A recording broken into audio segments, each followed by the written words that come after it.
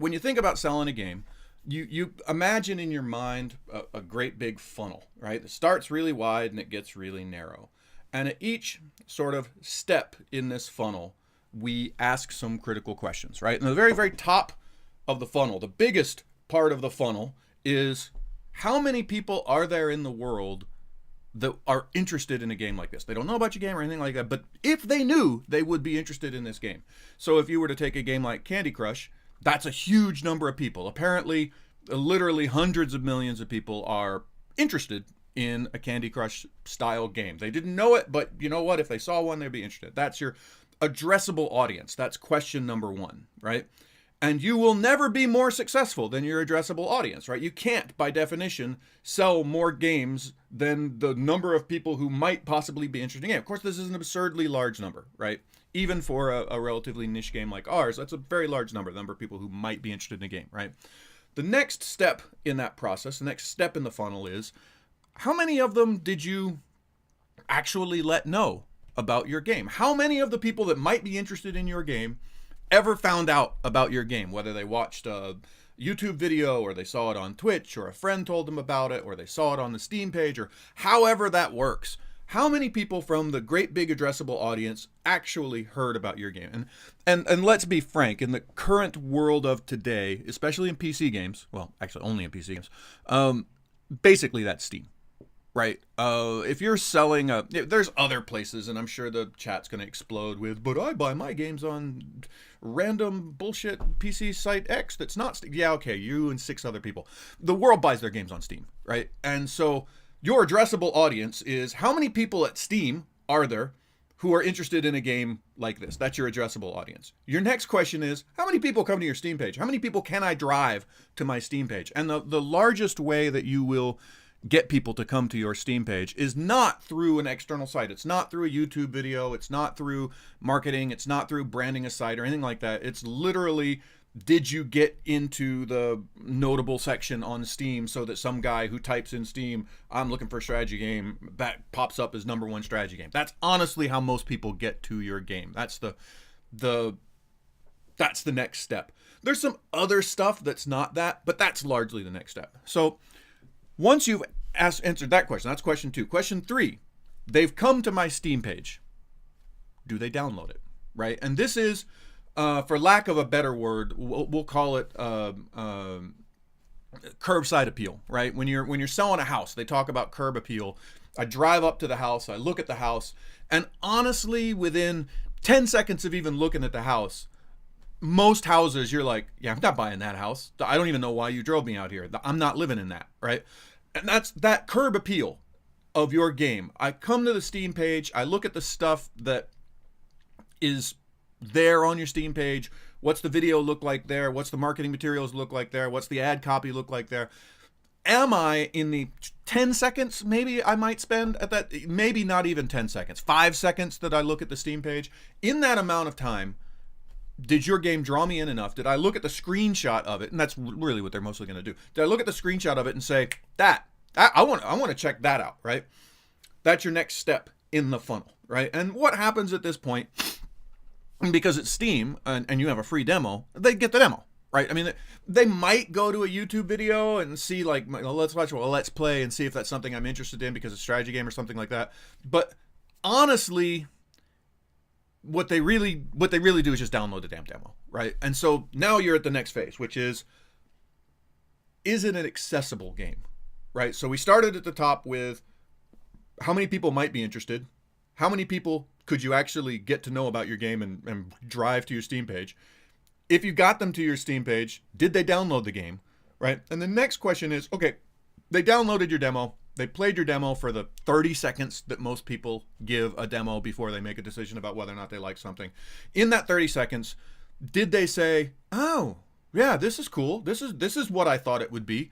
When I watched the video, I thought it would be X, and now I play it, and it's X, and that's cool. I like to do that. That sounds nice, right? and importantly, they understand the game. When they got in there was a tutorial, or there was a ramping process for the game design where they didn't have to leave your app and go find a something somewhere and, oh, I wonder how to play this game. They got in your game, they played your game, they enjoyed your game, they liked your game, right? So the next stage of the process, that stage is, did they actually play your game? And I mean, and when I say play, I don't mean open up the application. I mean actually give it a chance and decide whether or not I liked it. So the next step in this funnel is, okay, they played your demo. Did you convince them with the demo that buying it is worthwhile? Was there an honest sale in there? I played your game, I had fun, but you know what? Most people who play the game and have fun are like, yeah, that was kind of cool, but I got 500 other games in my Steam library, so I'm going to go play one of those. And that's the last you ever hear of them. And that's literally, even for a good game, even for a really good game, that's 90% of the people who played your game, right? If you can hit a 10% conversion rate of, if I got them to download my game, 10% of them bought it, you would be fucking awesome. Like that's good numbers, right? And we did those numbers. We did those numbers with a game called Awakening that we made for Big Fish Games. That sat at like 11 to 12% conversion. If we could get them to play the damn game, 11 to 12% of them would buy the game. And those conversion ranks were amazing. We made big money doing that, right? So once we get to that point, the next question is, do they stick around? Do they keep playing the game? Are they, because, and there's a cynical part of you that's like, I don't give a shit. They paid me. I'm done. No. Because where you get most of your sales, again, is not through advertising. It's not through YouTube videos. It's not through any of that. You get your sales from people on Steam. And one of the things that's going to happen is people are going to go, hey, it looks like everybody's been playing. Everyone who's into the kind of games I'm into, they're all playing this game. I should go play this game. And that part is the, are you a good game part, right? And you at some level you have to be the good game. But note, and this is critical and this is important, how many fucking steps did you have to go through before you got to the question, is my game fun? Right? We're like at stage 6 before we seriously ask questions about the design of the game and the replayability of the game, and are the missions interesting? And this is where, because we're game developers, this is where we put all of our energy, but there were like a lot of steps to get to that question, right?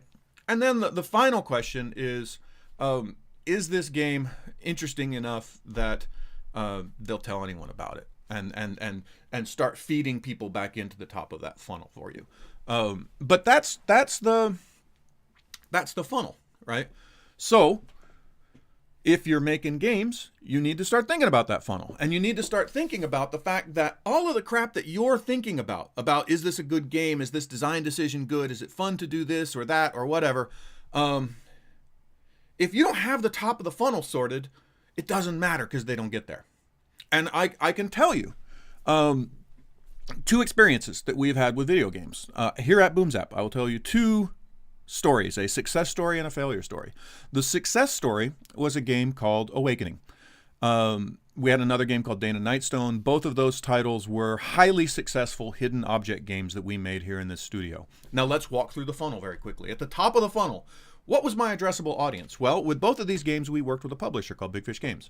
And Big Fish Games had a big, huge website called the Big Fish Games website, which was full of our user, specifically our user, and nothing but our user. It was a highly curated group of predominantly women, predominantly over 50, who loved puzzle games and hidden object games. And they had come to that site for that reason. And that audience was just sitting there waiting for games. And we were promoted directly to those people, right? So was there an audience? We knew there was an audience. There was a whole website built for these old ladies, right? 2, could we address that audience? We went to the publisher, we handed them a game, and we said, show this to all your old ladies. And they did. And every old lady on that site saw our game, and bam, it went up to number 1, right? Bam, funnel's really big at the top, right? Was it easy to play? We spent so much time on accessibility and making sure that every step along that process, it was impossible for these old ladies to not understand our game and not play our game. Anything that might irritate them or upset them or make them fall out of that process before they got to the sales point, we removed all of it, and we made our game as accessible as it could humanly be, right? Curb appeal. we spent so much. We probably spent as much time on the demo, the first 45 minutes that they're going to play, and the video that showed off the demo. That was probably half of our development time. The rest of the game was another half of the development time. But that first 45 minutes plus the video and the marketing materials, that was half of our dev time. To get that curb appeal up, to make sure that there were wonderful screenshots and little videos, so that when they saw the game and they went, I wonder if I want to play that, and they clicked on it, ooh, that looks good, I'll play that. Download, ooh, this is easy. The accessibility was there. Bam. We had a conversion rate of something like 10 to 12%. We made mint. We made a lot of money on those games. Now, for a variety of economic reasons, those games became untenable to build and blah, blah, blah. There's a whole history there. But had that not happened, I would probably still be making them right now because they were highly successful and they were fun to make. There were stories and stuff. I liked making those. I had a good time. Those were good years at Boomzap making hidden object games. I enjoyed that.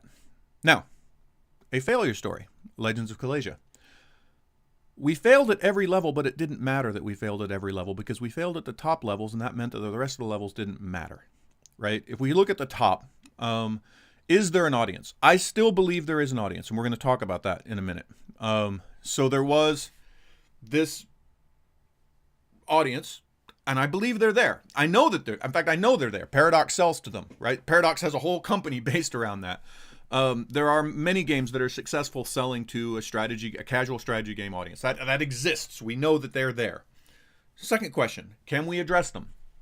And this is where we failed the biggest. If I go back and look, I had two games, mobile games that we released, Super Awesome Quest and Monster Roller. Neither one of those games did well, by the way. But I did make those two games. Not me, my teams made those games. When we released the video, I think they have, and I don't count me on these numbers, I went and looked this morning, but something like 112,000 views of the trailer of one of them and like 77,000 views of the trailer of another one. Reasonably large viewership of our trailers. People were kind of interested, and that's one of the ways you get people interested in a mobile game is through the trailer, and of course they saw the trailer through the iOS. But anyway, reasonably good. When I went back and looked at how many people watched the trailer for Legends of Kalasia, which is a very critical question of how many people were interested in Kalasia when we shipped. It was not a lot. It was really small. I want to say and one of the, and there's a lot of problems I could go into in detail, but one of the problems was we had all of these, videos put up, and all of them were like slightly different. Oh, this is the one that we put up when we did the Kickstarter. This is the one we put up when we did the second Kickstarter. This is the one we put up when we did the Dwarven Kickstarter, blah, blah, blah. The most watched video from a Kalasia that we produced, I think, was about 5,000 views, which is, in the grand scheme of the internet, fuck all, nothing. We did have people who played our game and did our game, and they had more views. I'm torn, a couple of them, they had 40,000 views, and I'm not sure how much of that is bot. I'm suspicious a good bit, but I don't want to call anyone out because I've never looked. But we certainly didn't see the kind of lift that I would have expected to see off of 40,000 people watching a video. So I don't know. I'm inquisitive about that. Not great, right? So we didn't find those people. Curb appeal. Did people, when they saw the game at the Steam store, did they download it and did they check it out? Honestly, we didn't do too, and on the rest of these going down, we didn't do too bad. The funnel gets pretty big after there, but the problem is it was so fucking narrow here that it didn't matter, right? Once the funnel was so constricted at the top, whether or not when people came to the site, they downloaded. We can go look at the metrics. It wasn't off of the charts terrible.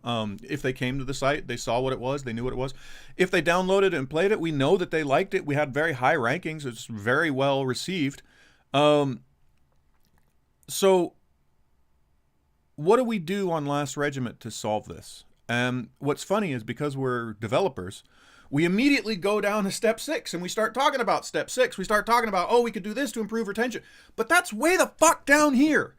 Kalasia never got down here. This part doesn't fucking matter. It's this part up here in the funnel that we have to look at. How do we get people to know, how do we get people to know that we exist?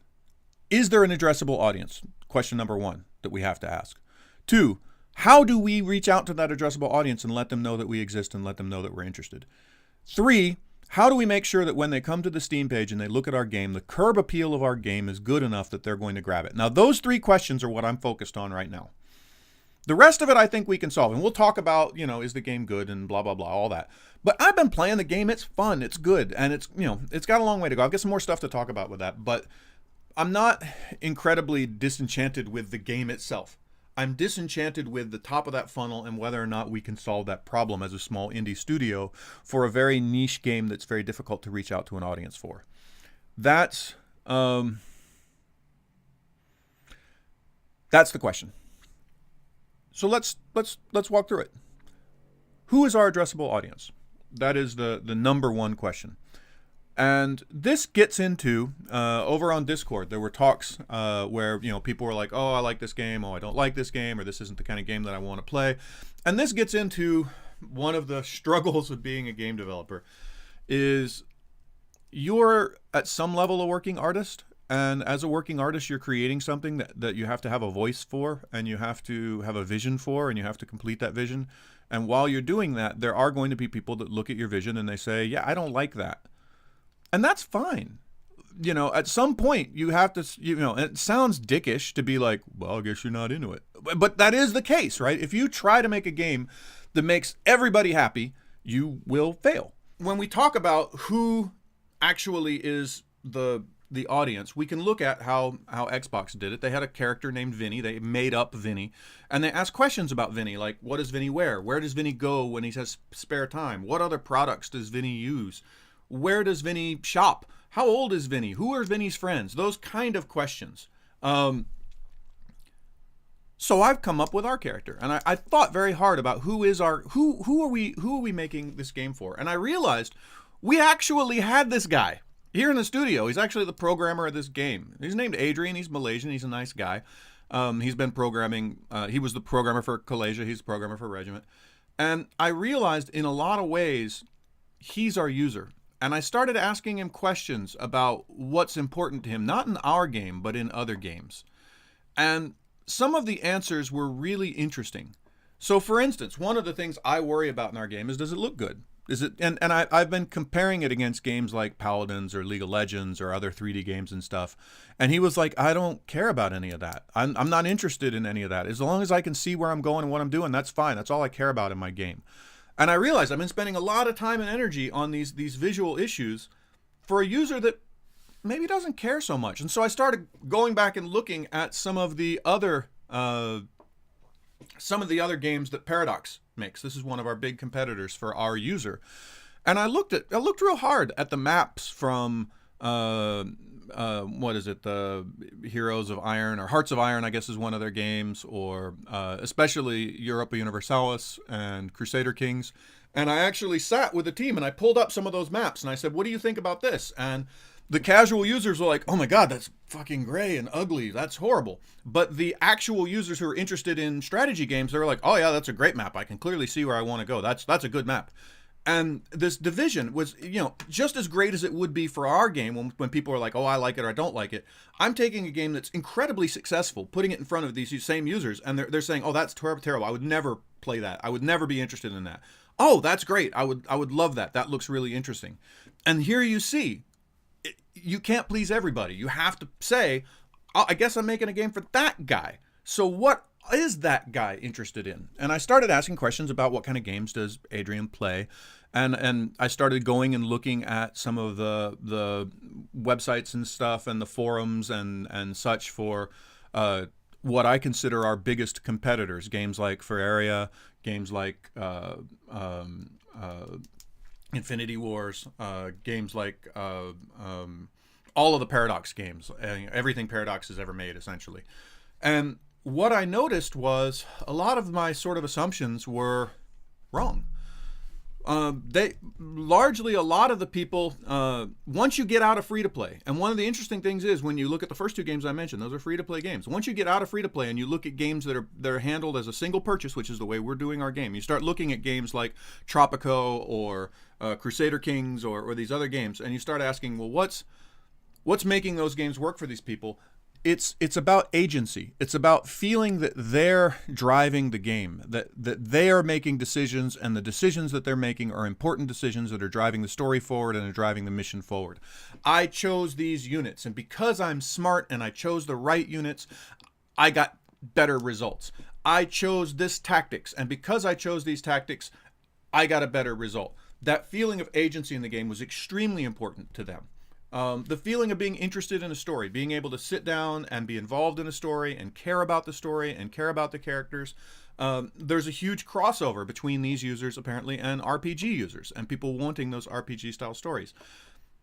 None of this should have surprised me because all of this is me, right? This is all me. This is exactly what I want. And I started saying, well, where am I? And then I started thinking about how we have been approaching our marketing. And this is where it gets a little bitter and hateful. We've been spending a lot of time here on Twitch. And I said to myself, well, all right, how do these other games do on Twitch? So I forget what time it was here, but it worked out to be about 10 o'clock p.m. Saturday night, East Coast time, right? So this is pretty prime time, not it's Saturday, so some people are out, but come on, the real nerds are home gaming. So relatively prime time in the States on Twitch. And I started asking myself, all right, first of all, how are these other games doing on Twitch? Is anyone streaming these, right? So I went to look at some of the Paradox games. I started with Hearts of Iron. Hearts of Iron right now on Steam averages something between 7,000 and 8,000 concurrent users. Some of these numbers may be off. I'm pulling them out of memory. I don't have notes, but they're close. They're within the right sort of order of magnitude. They have 7,000 or 8,000 concurrent users. If we had 7,000 or 8,000 concurrent users, I would be a rich motherfucker and happy as shit. That's huge numbers for a game that sells like that. Nobody was on Twitch. Nobody was streaming that game. I think total like 100 people in the entire world were streaming that game, and most of those 100 were like a guy with 4 people watching him, and you're pretty sure that at least 2 of the people watching him were like the extra computers in his living room and maybe his sister. Like, nobody's watching that. Nobody's streaming that. And I got to thinking about, we keep talking about how do we get our game more Twitchable? How do we make sure that there's elements in our game that people on Twitch are going to love? Who gives a fuck? Apparently those people aren't here. Ferraria, I don't know if I'm pronouncing that right. Game is reasonably successful, right? They have numbers that I think are impressive numbers I would be happy with. Armello, another game that is sort of in the same genre, same place as us, I think has a similar users. Again, they have numbers that I would be happy with. If this little studio of mine were as successful as either one of those 2 titles, I would be perfectly happy, right? I went to see how many people were streaming Feria. There were exactly one people streaming, and he had precisely 2 viewers. I was one of them, right?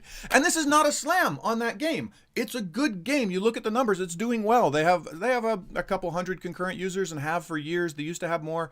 This is a reasonably successful game. I'm not slamming on them, but what I am saying is nobody's streaming them, right? And that's not because they suck. It's because apparently people don't want to watch that on stream. Apparently that's not an interesting stream.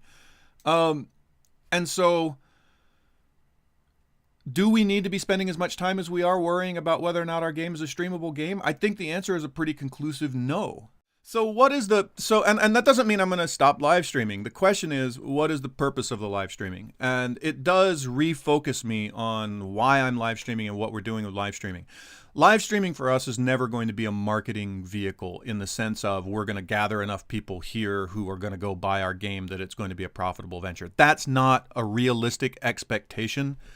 That's not going to do anything for us. Now, what it is good for is it is good for driving people over to Discord. It is good for getting people interested in our game development, and it is good for when we do some of our early marketing efforts, doing the earlier access launch, doing the early access, etc., driving people to that. So not so that they will buy the game. Honestly, I mean, you're all wonderful people, but there's not nearly enough of you to make any sort of financial difference to our game. And that's not a slam on you. That's just math, right? If every one of you bought 10 copies of this game, you still wouldn't even make a dent in the beginning of the dent that we would need to make in selling this game. But having you guys come over to Discord and talk to us about our game and talk to us about what you like and talk to us about what you want to see and what you don't like, and being able to get that feedback from a hardcore group of users that are interested in what we're doing, that's extremely valuable. Is this a marketing vehicle? No, this is actually a testing vehicle for us, and it's refocused me in that direction. Which brings me to the discussions that we had on Discord. These discussions are useful and interesting to me, and I'm happy that they're happening, and please continue them. But just because you guys say it doesn't mean it's going to happen, right? Because we do have to think about, well, maybe some of the things Colgan wants aren't what our core user wants. Maybe Merlin is closer to our core user than Colgan is. I don't know right now. I think we're still early enough in development that it's hard to know.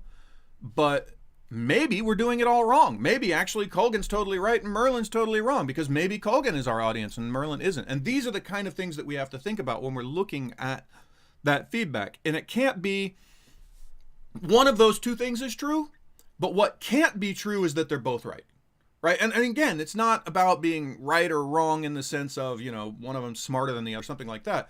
It's about which one of those people is actually the audience we're trying to market to, right? If Merlin is the audience that we're trying to market to, then Merlin's right. If Colgan is the audience that we're trying to market to, then Colgan's right, right? And so we have to look at which one of these decisions we're making. Now, there is a very valid point that Merlin just brought up in chat, which is, well, both of you liked Kalasia, but interestingly enough, if we start talking about what you liked or what you didn't like in Kalasia, we would start getting very different answers. And so that's where the truth lies. It lies sort of a step deeper.